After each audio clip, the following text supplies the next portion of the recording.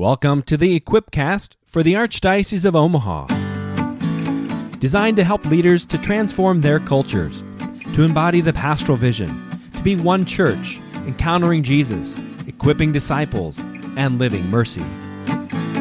All right, everybody, welcome to the Equipcast. My name is Jim Jansen, and I'm your host, and I am really grateful today for the opportunity to record an Equipcast here, which I think, as I was reflecting on this, Ms. Vickie Kauffold is joining us. Vickie, I think you are the first person I met who worked for the Archdiocese of Omaha after I was hired, but before I had originally started. Remember, I was snooping around trying to figure out what office I was going to get. We were in the old campus and stumbled onto someone I knew through your daughters. Yes. Vickie Kauffold, thanks for being with us today. Yeah, thanks for having me, Jim. Okay, so we're recording this for Catholic Schools Week. And as a parent, I kind of have like a love and hate relationship with Catholic Schools Week. Probably not unlike the teachers, right? So it's like, what? What do you mean it's pajama day? And so then you're like.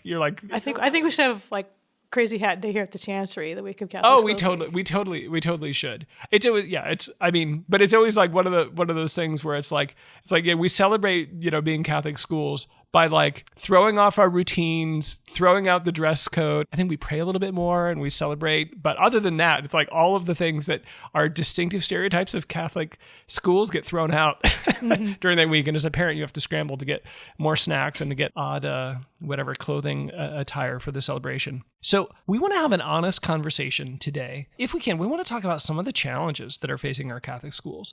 There's such a beautiful gift to our country, but particularly in the Archdiocese of Omaha here, Catholic schools have been a rich part of our tradition. It's been really one of the primary expressions of our mission for decades, for many, many, many, many years. And there's some threats, so we want to have some honest conversations about those. But before we get started, Vickie, I want to give you a chance, right? You're an Equipcast listener. Tell us a little bit about your story. When did you first encounter Jesus? So I want to go back when I was young. My mom had me when she was 16, and my dad had me when my dad was 18 or 19 when I was born. And shortly after me being born, they ended up divorcing because that's, two wrongs don't necessarily make things right. You know what I'm saying? So then my mom remarries, and I remember being 5 years old, and an older elderly couple would come by the house and take me to church with them. I think I asked my mom about this recently, and it was a couple that I think was watching me on Sundays because my mom was working at the diner or someplace. And so they were the couple that took me to church with them. I know that it wasn't a Catholic church, but I know that I felt warm and I felt safe and cared for. So then, fast forward a couple of years and we moved to where I grew up primarily, Auburn, Nebraska. And now my next door neighbors are taking me to church with them. So I don't know if there was ever a conscious choice for me. I don't know if it was ever a conscious choice for when I actually chose Jesus, but I feel like he was choosing me early on.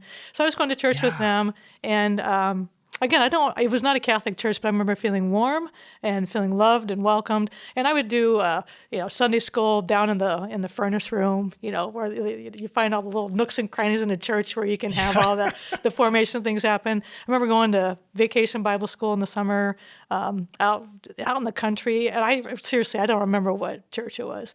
So then we moved to a different part of town in Auburn, and by now I'm in fifth grade, sixth grade, and so I walked to the church that's 2 blocks away from my house, because that's where I had classmates that I knew, and so I started going to church there. This is the United Church of Christ, so UCC. Yeah.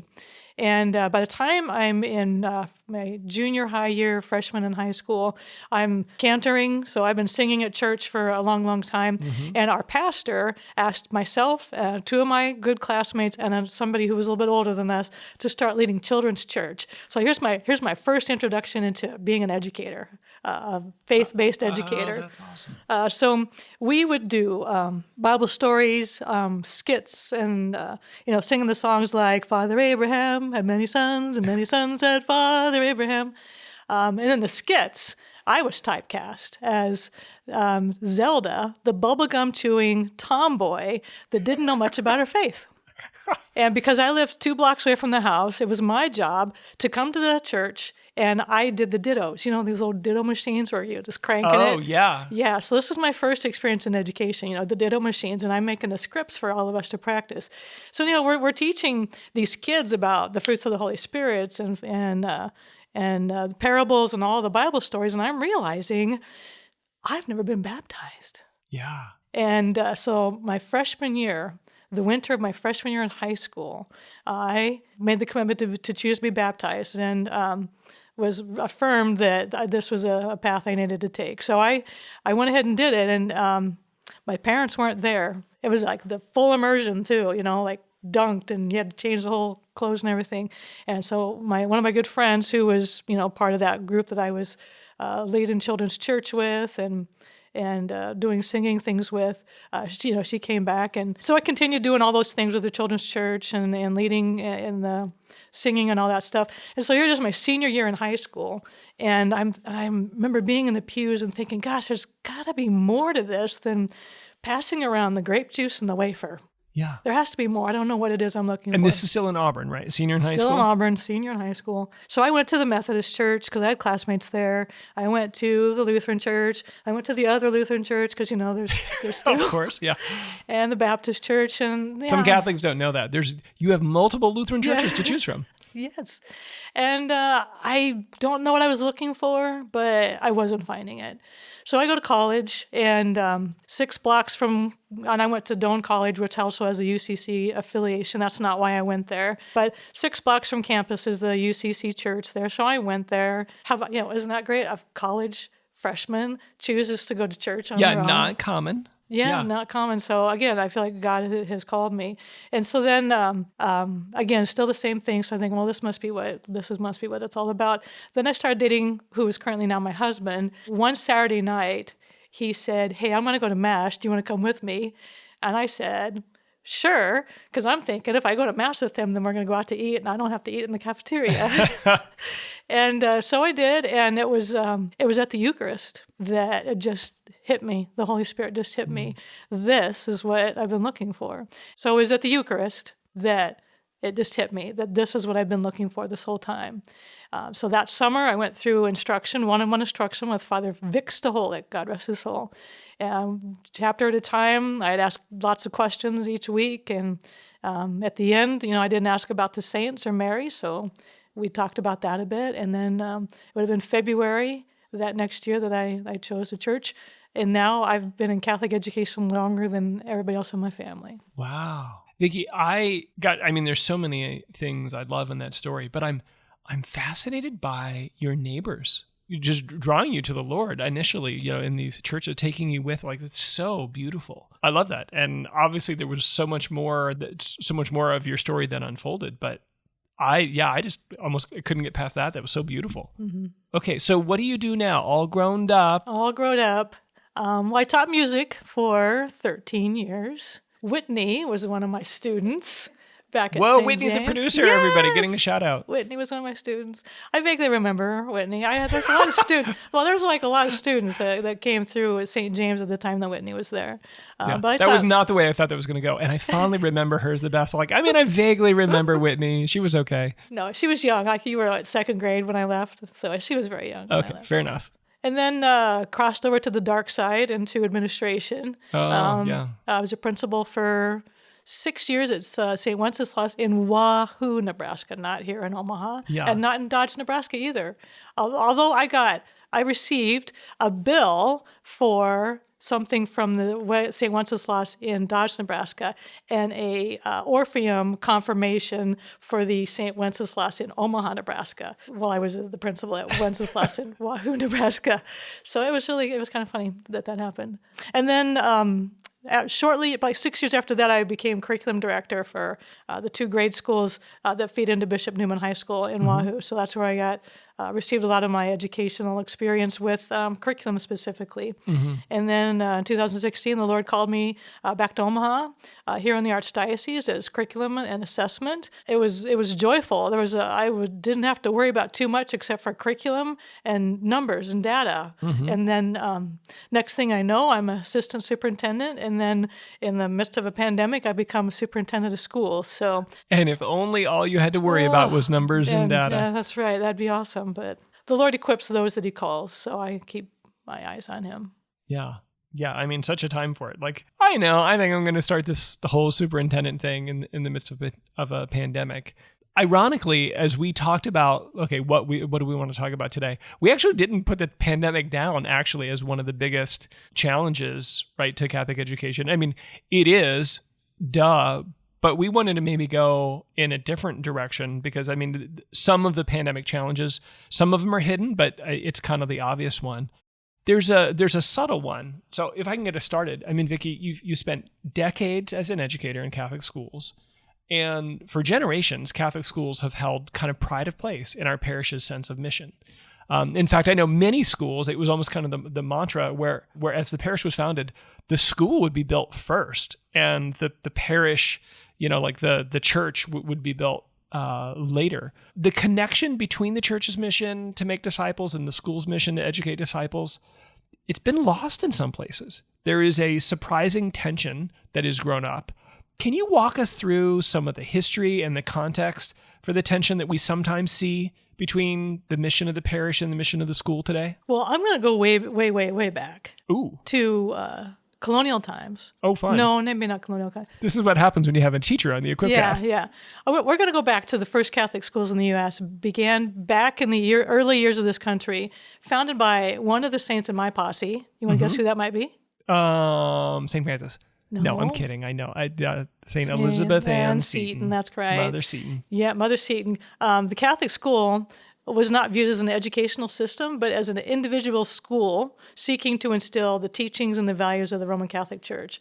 And these schools flourished because of the large waves of Catholic immigrants that were coming into America from Europe, and then the rise of some anti-Catholic sentiment that was going on. So they really were a refuge for our immigrant populations where they could preserve the faith and they could find a place where they weren't going to be persecuted. I mean, not just persecuted for the faith, but just welcomed as immigrants, just welcomed as people. So then you get to the 1800s, and the public school system that began to formally develop, and they adopted and advanced some core Protestant values, which motivated the continued growth of Catholic schools. So we can instill those Catholic values. So then Catholic schools were established near Catholic churches for the convenience for parents to send their kids to that parish-based school. Yeah. There was that sense of community, a sense of loyalty to the church and to the faith. And the schools existed as an extension of the mission of the parish in the formation of its parishioners, and in this case, the youth of the parish. What's also interesting to note is prior to 1960, a majority of the teachers in the Catholic schools were members of a religious community. Right. Bells of St. Mary's, full habited religious sisters running everything. All kinds of stories I'm sure that some of your listeners might have about Sister so-and-so. Yeah. Yeah. Oh, yeah. I was blessed. I went to St. Bernadette's here in Bellevue, and I'm blessed to have Franciscan sisters teaching there. I remember because when Kansas City was playing, Omaha was like the farm club of like the Kansas City Royals, and when Kansas City was playing St. Louis in the World Series, everybody was a Royals fan except for the sisters who were diehard Cardinals fan because that's where their mother house was. Right. So today, if you would look in the hallways of our schools, you see very few religious that are teaching. It is very much the laity who are teaching in our schools and taking on the role of Catholic school educators. Our schools are still an extension of the parish, and our partner, we partner with the parish in the faith formation of the youth of the parish. So whether it's religious orders or the laity, the core component of our Catholic schools is still to instill the teachings and the values of the Roman Catholic Church. So talk a little bit, Vickie. I think it's common sense, but there was a big challenge as religious are stepping away from some of those teaching roles, and then the need to try and financially compensate lay people. Religious communities were extraordinary. You get these beautiful, full-time, dedicated laborers in the vineyard, in this case as educators, and they're living a very austere communal life. The costs went up dramatically. So, Vickie, can you talk a little bit about what did it do to the schools and the parishes as religious had to step away, as they were no longer able to staff the schools the way they once did? What did that do to the school parish dynamic? It changed things. How did it impact our schools? So if the mission of the parish was to provide that Catholic education, and the religious were the ones that were staffing the schools, your costs to run the school were significantly lower. So as the religious no longer are working in our schools, and you have more lay teachers working in our schools, that means the cost to run the school is going to significantly increase, which means the parish has to be resourceful. Maybe that's in your development areas or fundraising, and this is where your tuition comes to play to help have enough funds to support lay teachers. Right, just salaries for lay people who cost a little bit more than religious.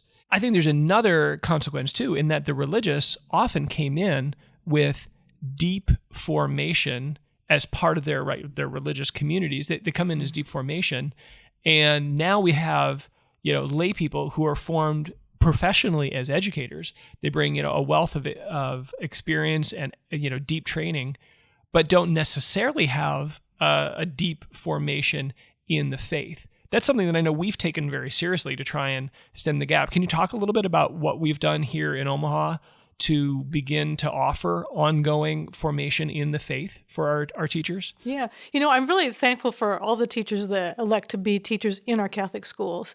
And my sense is that a majority of them desire to teach in the Catholic schools because they love their faith. Yeah. They love Jesus, and they want to share Jesus with their children. But you're exactly right. The formation of the educator in pedagogy, proper teaching strategies, meeting the needs of individual students is really, really high. That's all the training that they've gone through.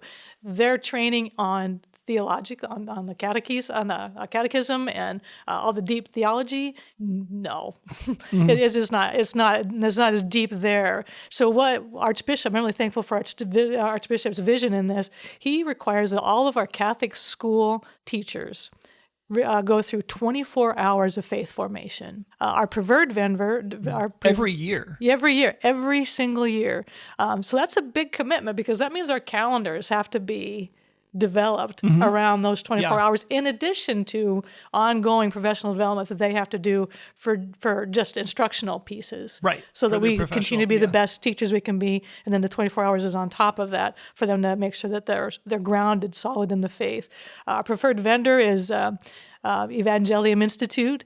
They have a variety of options that we can use, from retreats to small group sessions to large group sessions. I'm really thankful for Keith and Omar and the work that they're doing with us to help our teachers be equipped to be those kind of the religious ed teachers for our kids. Yeah, it really is. I'm not aware of very many places around the country that are offering that. And I was blessed, again, to be an adjunct, helping to do some of those formation days for our teachers. And for the most part, they loved it, because they're people of faith. They're choosing to teach at a Catholic school. They want that formation, and it was a gift for them they couldn't find anywhere else, right? Where they could come and they could bring all of themselves into the classroom, including their faith. And I think it's pretty exciting. There are very few places around the country that I'm aware of that are offering that to their teachers. Some of the, we were talking about the disconnect that's developed in some places between the responsibilities and the connection of mission between the parish and the school and parents. Parents are supposed to be the primary educator, right? The primary faith formators of their children. We all know that that's not, well, if you've been a parent, pretty quickly, that's not a job you want to enter into alone. Talk a little bit about how do those spheres intersect? The responsibility of parents, what parishes can offer, what the schools offer. How do those intersect to help really form the next generation in the faith? Well, Our schools really do honor the partnership with parents in the formation of their children. I look back at my time in Wahoo and just in the beauty of living in a small town, there's that sense of community. And I believe even our schools, like in our communities, like in Hardington and in Creighton and Osmond and Atkinson, O'Neill, some of those places, those small town communities, there's a curse and a blessing to living in a small town. Yes. Because the blessing is everybody knows everybody. And then the curse is everybody knows everybody. Yeah. So you can't get away with anything. So my time in Wahoo, on any given Sunday, you know nearly everyone in the pews. You know the entire family, the grandparents, the aunts, the uncles, what part of town they live in, what car they drive, and maybe even what time they got home the night before. So yeah. So anyhow, here in the city, I think it's a little bit harder to feel that same sense of community. But what's still important is that our schools still look to the parents as having that partnership. Mm-hmm. Whether it's in a small town community or whether it's here in the metro, that partnership with our parents is still critically important. We can't get away with that.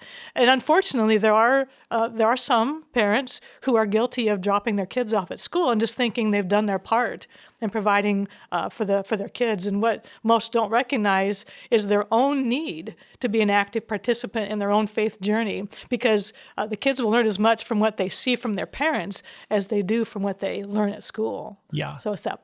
We have to have it from both sides. Yeah, well, there's a phrase from my missionary days that haunts me, right? More is caught than is taught. And I think that's the challenge, right? I mean, if we can just be really honest for a while, that's where the rub is. Sometimes observers have noticed that, the faith doesn't always stick for the next generation.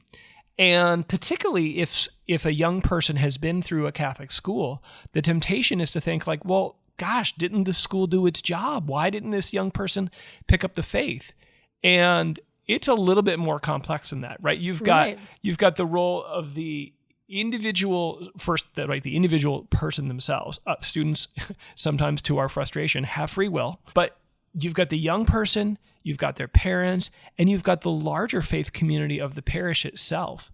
And if all three of those aren't working together, it can really become it can become an obstacle, or it can become a dramatic accelerator to a young person's faith. So you think about that. The kids see that witness of the adults in their life. I mean, you think about the people that took me to church with them.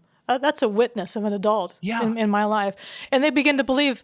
So the witness, if they don't see that regular witness of someone going to church or someone believing that church and being part of that faith formation is an important thing, then they think that, once I'm done with attending a Catholic school, then I can be done with that Catholic thing, right? Yeah. So parents need to model to their kids that the relationship with God and the church is ongoing, that we're never done growing in our understanding of God, God's love for us, and his compassion for us. We can't be done. Even, just like you, in married life, we're always working on that relationship. I told you right? I loved you 20 years ago, dear. Why? Doesn't that count? Yeah. And I got you flowers I think at year 5. Yeah. I mean, I think some of the challenges that we face is as people recognize, okay, it's like there's like layers here. It's like, okay, gosh, the young people are not picking up the faith. I mean, we don't need to repeat them here, but the statistics are pretty devastating and pretty consistent. Then it's like, okay, so we're not really, do we really expect that a second grade teacher now carries a responsibility, in addition to help prepare a young person for, let's say, their first communion, that they also need to then revive the faith of their parents and help catechize their parents on what first communion, what the sacrament of the Eucharist means? That's actually the responsibility of the larger community of the parish. But oftentimes, that's a responsibility and the responsibility of the individual parents themselves. That's where the ball is being dropped. Where if we're just honest, it's unreasonable to expect a second grade teacher to it's enough to catechize squirrely little kids, but then to expect them to catechize the parents, that's the job of the parish. And it's actually a golden opportunity. It's very, very hard to get. I know, right, as a parent, I have a 19-year-old all the way down to a 3-year-old. And it is very hard to get my attention. But there are if you want to get my attention, if you want to grab my heart, you go through my kids. Utilizing those key moments where children are making their first communion and their first confession, where kids are being confirmed. The first time they kind of enter inter-school baptism, those are really key moments that parishes can leverage to grab the hearts and minds of parents and to really form them. I was blessed to be a part of like some really fun work at my parish before I came to Omaha, where we did that, and we would have parents taking off work and coming out of the woodwork just because they wanted to share that special moment with their kids. And we used it as an opportunity to form parents in prayer, to reacquaint them with the Eucharist. Well, you think about every time a kid, oh, Mom, I'm reading at Mass tomorrow, or we're doing this play at Mass tomorrow. They're going to be there. Oh yeah, they're going to be at church. You can totally see, yeah, absolutely. So I mean, our focus at schools is the formation of the kids who are right there in front of us, and it's not just about the faith. We're talking the whole kid, the intellectual, the physical, the spiritual, the emotional formation, as well as the spiritual piece of it. Math, PE, there's a lot of, and just getting along with your classmates who make you really mad at recess because they took the ball, and so there's all kinds of that stuff that going on. So I encourage our school leaders to look for opportunities to engage parents in the faith formation and evangelization activities, but it has to be a partnership. The schools can't do the heavy lifting there, but we can be in partnership with the parish in that area. To put it another way, the parish has the opportunity to come alongside the parents and to form them as parents, as faith formators themselves, just adult Christians and then faith formators. And the school's like, we've got them. We actually have, like, because their children are here, we have it. Yeah, I'm thinking about those who might be listening. I think generally informal surveys, talking with pastors, they would say typically they're really grateful if they get 30% of their families that are coming to Mass on Sunday. They're sending their kids to Catholic school. They're making financial sacrifices. They're selling magazines. They're doing they're doing all of that stuff. And yet, even with that dedication, only 30% are showing up typically on Sundays. I know that can be a source of frustration, but Vickie, let's talk a little bit about the opportunity that is, because I understand and I'm sympathetic towards those who find that as a frustration, but I think it's worth turning it on its head and talking about the opportunity. What are the opportunities there? That is a loaded question, and I've heard that a lot from some priests as well. And there's one particular priest that comes to mind that talks about bring them in with honey, not with vinegar. Yeah. And by just hammering on, you're not coming to church. Well, that's not the sweetness that's bringing them into the church. That's not the beauty that's bringing them there. So, well, or let's ask the question, why? Right. Why are they not, like, what is missing from their experience? Do they feel like they belong?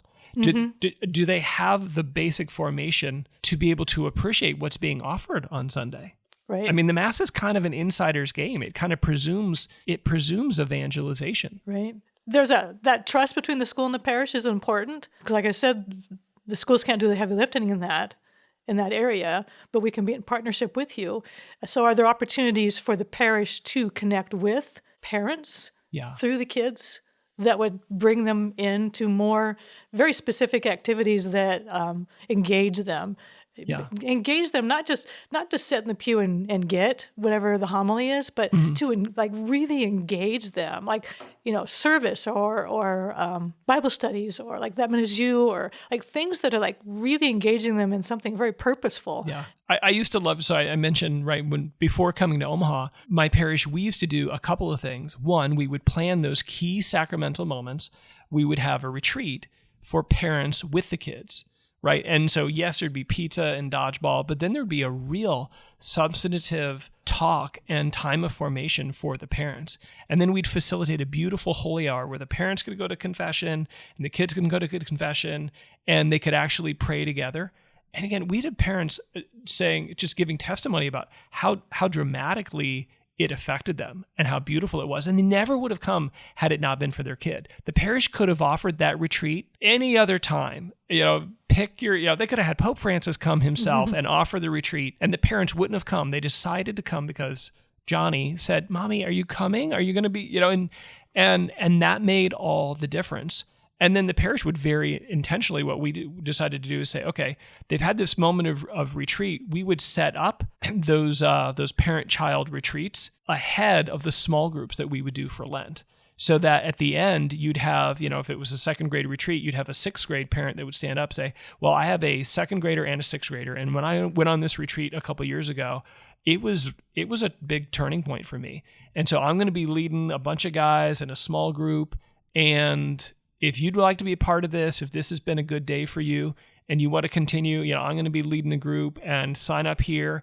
And we gave people opportunities for their next step in faith, where they could be drawn in deeper and really feel like they were a part of the community. It's beautiful. We've talked about kind of like the threat, the potential division in mission, and there's this kind of need for our communities to rediscover. There's one mission, right? It's to make disciples, and there's a particular role that our schools play in educating our children, not just in the faith, but in like full education, physical, emotional, social. But there's another, as we've been talking lately, there's another really big challenge that our schools have been facing. Talk a little bit about the teacher shortage. Oh, man. Jim, the shortages are everywhere. Healthcare workers, servers at my favorite restaurant.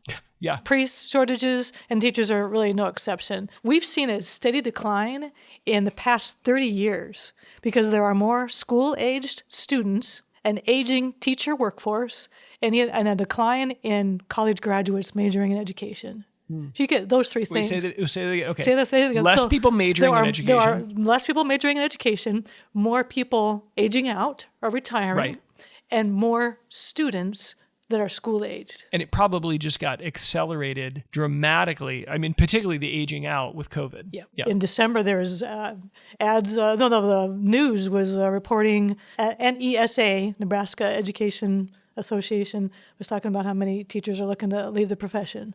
It's like, man, don't air that. I don't want our teachers to get ideas. We need them to stay. We need them to stay. Research, I just did a whole research on this, indicates that teachers desire to be part of a community that supports them and engages them. They want to work in a place where they have autonomy to be creative in their lesson planning, yet they also want the opportunity to collaborate with other teachers. And I think the culture in our Catholic schools is centered around the core values of our faith. And Catholic school teachers are drawn to that sense of mission that comes with a faith-based culture. They want to live their faith, share in the teachings of the faith. They want to work in a faith-based environment. They like to create that close bond that's created between the staff and the students and the parents when we create that sense of family. And those shares of the shared values in the school community, in my mind, is that cultural cement that holds even the most diverse groups together. Yeah. Well, and you can see it. I mean, again, oftentimes, you see it in the extracurriculars, whether it's like the school musical or athletics. But you can see a camaraderie and a school spirit that's really fun. It's a beautiful thing. And I think we'd like to think there's something special about our Catholic schools because we have all of the extracurriculars that everybody else has, plus a deeper unity in Christ. Recently, I was able to go to one of our schools here in the metro. I guess I'm talking about this story because this particular story highlights the sense of community that can be felt in any school, and it also highlights the importance of teachers. Okay, so recently I had the opportunity to help out one of our schools. A teacher had suddenly lost her husband, and many on the staff wanted to attend the funeral. So it was like half of them went to the rosary the night before, and the other half went to the funeral. So a few of us from the Catholic Schools office went over to assist the school for a couple of hours. Yeah. I was able to cover a fifth grade classroom while their teacher attended the funeral. Very sad situation, very unexpected loss. So very sad for the school community, but what a joy for me to be alone in a classroom with fifth graders. Normally the principals kind of walk the superintendent around. Be good, everybody, here's the superintendent, right? No, but here I am for an hour and a half, two different groups of fifth graders coming in here. Just me forming a relationship, talking about life, praying with them, sharing knowledge, engaging them to think, to imagine. It was really a really highlight day for me. I remember one student came into the classroom and he said that he had a headache. That could be a ploy just to get out of something, right? And I knew that one of my colleagues was down in the office covering, so I was like, how about I asked him a few questions first of all, and then I said, how about we hang out here? And if it gets worse, you let me know, and I can let you go to the office. Well, 45 minutes later, the end of the class period comes. He's leaving. I said, hey, how's your headache? And he's like, yeah, it's fine. It's fine. So, teaching, it is such a noble profession. Teachers have great, caring hearts. They really have a desire to form the hearts and minds of their students. They want to prepare them for this life and for the next. And we can never underestimate the influence a teacher has on the life of a child. Yeah, it'll never be tangibly measured. It's sometimes years before a teacher learns what kind of impact they had in a child's life, if they ever really know it at all. Occasionally, once in a while, I run into former students or parents of former students who recognize me, and they say something about the time I was teaching them or teaching their children. And just, those few words of recognition or appreciation, this really powerful. It strikes me. It happened again this past November. Someone recognized me from St. James time. And it carries a teacher more than you think it would. Yeah. One compliment fuels you for like a decade. Absolutely. Yeah. Yeah. Vickie, I want to give you, as we kind of close here, I want to give you the opportunity to talk to someone who's listening, who's interested in education, maybe as a first career, or maybe as a second. There's I think one of the strategies for answering our teacher shortage is to draw in other men and women who, with a heart for children, with a heart for the faith, for families, for education, to draw them in to teaching as a second career. I just want to give you a time just to kind of talk to them. What do you want to say to them? Kind of what I just said. We need you. We desperately need teachers who care about kids, who desire to form their hearts and minds. And the state has all kinds of rules and regs that we have to follow. So if you have an interest in that, reach out to me if you'd like to talk through. Do you have some of the basic background to do that? Even paras in our schools are huge, huge benefits to help a teacher. And just for the layman out there, what's a para? That's not you're not the bird, right? It was a para, not a parrot. Not a parrot. Okay. Para-educator or an aide, the teacher's aide.